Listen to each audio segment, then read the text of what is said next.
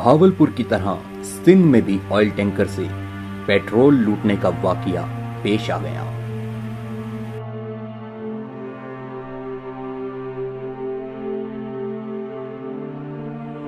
कराची से हैदराबाद पेट्रोल ले जाने वाले टैंकर का मोटरवे पर एक ट्रक के साथ तसादुम हो गया। तसादुम की वजह से ऑयल टैंकर से पेट्रोल बहने लगा।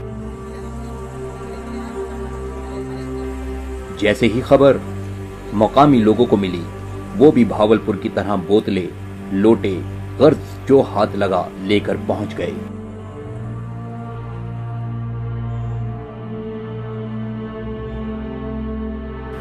भावलपुर में लोग खेतों से पेट्रोल जमा कर रहे थे, यहां बराह रास्त ट्रक का वॉल खोलकर उससे पेट्रोल भर रहे थे।